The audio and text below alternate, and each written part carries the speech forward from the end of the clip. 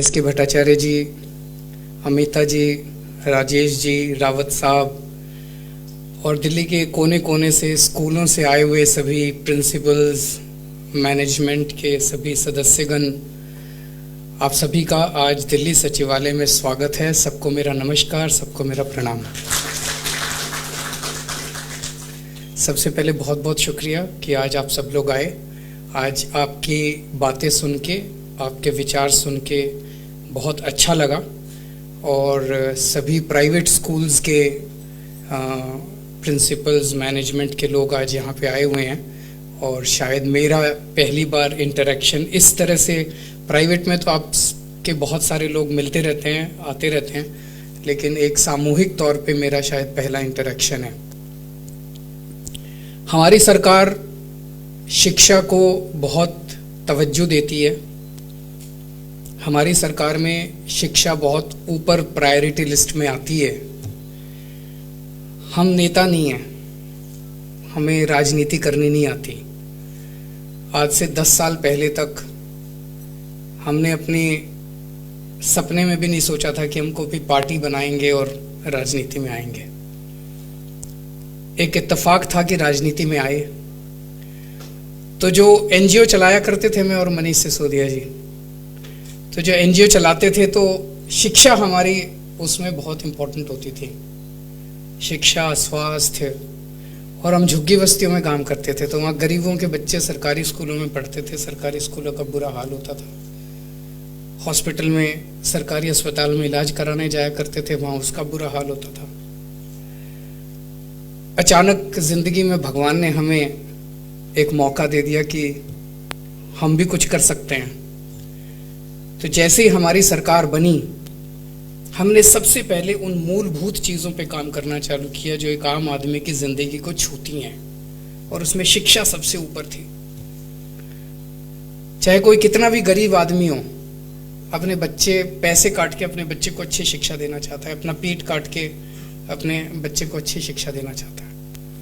तो सबसे पहले साल में जब हम पहला बजट बना रहे थे तो एक बिल्कुल वाइल्ड काम किया जो शायद कोई नहीं करता। जब सरकारें बजट बनाती हैं तो अफसरों के साथ बैठते हैं तो कहते हैं भाई हाँ, इस चीज़ में अब 10% इंक्रीज कर देते हैं, 12%, 13.5% इंक्रीज कर देते हैं। हमने शिक्षा के बजट को बढ़ा के 5,000 करोड़ से 10,000 करोड़ कर दिया। 100% इंक्रीज। किसी ने सोचा भी नहीं होगा। सो ये करने के लिए पागलपन चाहिए था, ये करने के लिए कमिटमेंट चाहिए था। वो कमिटमेंट था और पहले साल में, पहले बजट में हम लोगों ने दिखा दिया कि शिक्षा हमारे लिए जरूरी है, उतनी जरूरी है जितनी एक आम आदमी के लिए जरूरी है शिक्षा। उसके बाद पिछले 5 साल में काफी काम किए शिक्षा के ऊपर, लेकिन जब हमने काम करना शुरू किया तो दिल्ली के प्राइवेट स्कूल तो पहले से ही शानदार थे। अभी भट्टाचार्य जी ने जो फिगर्स बताए कि पहले 100 में से 40 स्कूल, देश के जो सबसे अच्छे स्कूलों में से 100 स्कूल हैं, उसमें से 40 दिल्ली के स्कूल हैं। ये अभी कल नहीं हुए, ये पहले से थे, अच्छे थे, काफी अच्छा काम कर रहे थे प्राइवेट स्कूल। पहले 200 में से 100, पहले 200 प्राइवेट, जो टॉप के देश के 200 प्राइवेट स्कूल हैं, उनमें से 100 दिल्ली के स्कूल हैं। ये पहले से अच्छे थे। आप लोग अच्छा काम कर रहे थे, अच्छी शिक्षा दे रहे थे। सरकारी स्कूलों का बुरा हाल था। गरीबों के बच्चों को अच्छी शिक्षा नहीं मिल रही थी। 16 लाख के करीब बच्चे पढ़ते हैं अपने स्कूलों में। इन 16 लाख बच्चों का भविष्य खराब था। गरीबों के बच्चों को अच्छी शिक्षा नहीं मिल रही थी। तो कहते हैं ना, जैसे एक परिवार के अंदर अगर एक बाप के 2 बच्चे हैं तो जो कमजोर बच्चा होता है उस पर ज्यादा ध्यान दिया जाता है, परिवार उस पर ज्यादा ध्यान देता है। तो उसी तरह से पिछले 5-6 साल के अंदर हमने सरकारी स्कूलों को पूरा दम लगा के, रिसोर्सेज लगा के, अब उनको हम प्राइवेट स्कूलों के बराबर लाने की कोशिश की है हम लोगों ने। अब ऐसे कई सारे इंस्टेंसेस देखने को मिल रहे हैं। पहले क्या था, अगर किसी के पास थोड़ा सा भी पैसा था, गरीब आदमी के पास, तो वो कहता था मैं अपने बच्चे को प्राइवेट में पढ़ाऊंगा। अब ऐसा नहीं है। अब चॉइस है। अब बहुत सारे ऐसे पेरेंट्स से मैं मिलता हूँ जो अपने बच्चों को प्राइवेट से निकाल के सरकारी में भी पढ़ाते हैं। तो अब चॉइस है लोगों के पास कि चाहे सरकारी में पढ़ा लो, प्राइवेट में पढ़ा लो, शिक्षा आपको अच्छी मिलेगी। इसका मतलब ये नहीं कि हम केवल सरकारी स्कूलों के लिए हैं। आप भी हमें उतने ही प्यारे हो जितने हमें सरकारी स्कूल हैं। प्राइवेट स्कूल में पढ़ने वाले बच्चे भी हमारे ही बच्चे हैं और सरकारी स्कूल में पढ़ने वाले बच्चे भी हमारे ही बच्चे हैं। प्राइवेट स्कूलों के टीचर भी हमारे ही टीचर हैं, सरकारी स्कूलों के टीचर भी हमारे ही टीचर हैं। प्राइवेट स्कूलों के प्रिंसिपल और मैनेजमेंट वाले लोग, आप सब लोग भी हमारे ही हो, और सरकारी स्कूलों के भी सब लोग हमारे हैं। तो ये दो बाहें हैं हमारी, एक बाह सरकारी स्कूल और एक बाह है प्राइवेट स्कूल। जब तक हम दोनों को साथ लेके नहीं चलेंगे तब तक शिक्षा के क्षेत्र में प्रगति नहीं हो सकती, ये हम कन्विंस्ड हैं। और इसका जीता जाता जागता उदाहरण अभी हम लोगों ने कोविड के दौरान दिया। कोरोना के दौरान प्राइवेट अस्पताल और सरकारी अस्पतालों ने मिलकर काम किया है और ऐसा जबरदस्त कोऑर्डिनेशन था दोनों के बीच में। अगर हम प्राइवेट अस्पतालों को साथ लेके नहीं चलते, आज पूरे देश के अंदर नहीं दुनिया में, दिल्ली के अंदर जिस तरह से कोविड को मैनेज किया गया, इसकी जगह जगह नए नए इनोवेटिव प्रयास किए गए। होम आइसोलेशन किया गया, प्लाज्मा थेरेपी निकाली गई, कई सारे नए नए प्रयास दिल्ली में किए गए। जितने भी जो हम मैनेज कर पाए वो उसमें प्राइवेट और सरकारी अस्पतालों ने मिलकर काम किया।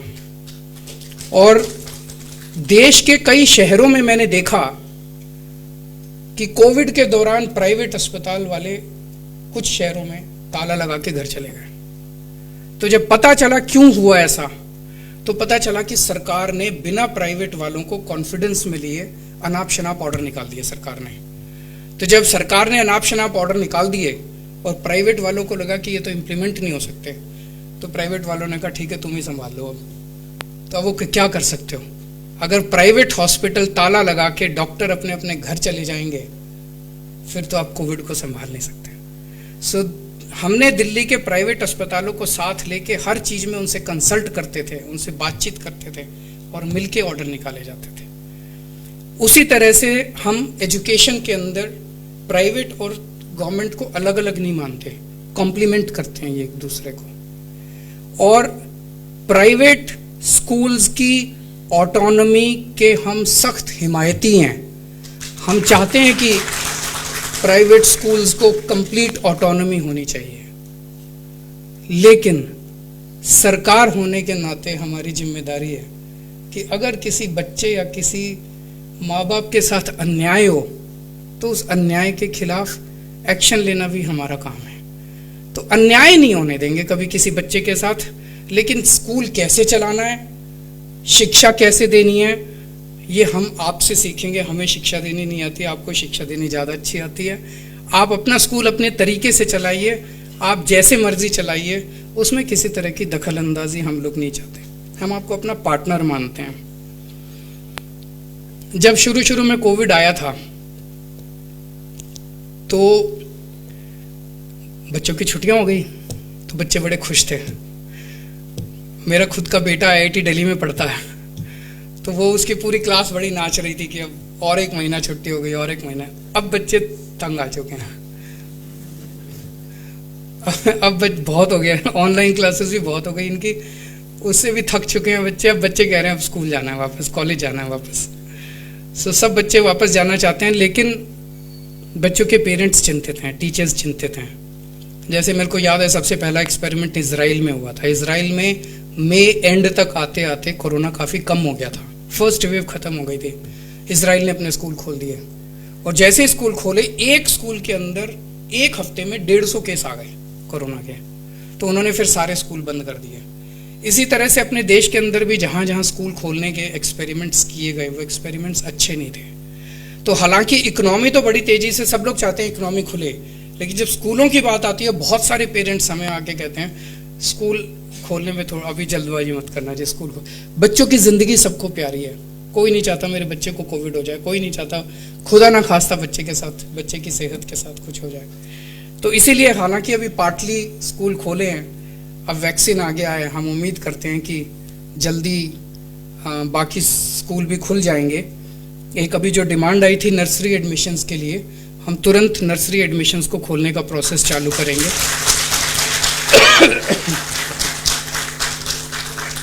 मैं समझता हूँ इस बार थोड़ा डिले हो गया है कोविड की वजह से, लेकिन इसके बारे में जो भी प्रोसेस है वो तुरंत इसको शुरू करके और नर्सरी एडमिशन्स को खोलने का प्रोसेस चालू किया जाएगा। मैं एक्शन कमेटी का और सभी स्कूल्स का धन्यवाद करता हूं कि कोविड में जिस तरह से आप लोगों ने हमारी सरकार की मदद की, दिल्ली के लोगों की मदद की, 1,34,00,000 रुपए सीएम रिलीफ फंड में आए और वेंटिलेटर्स दिए आप लोगों ने, 12,000 पीपी किट्स दिए आप लोगों ने, काफ़ी आप लोगों ने सहयोग किया। इसके लिए मैं शुक्रिया अदा करता हूं और इसी उम्मीद के साथ कि अब आगे हम 6 साल में एक बार नहीं, अब जल्दी जल्दी मिला करेंगे।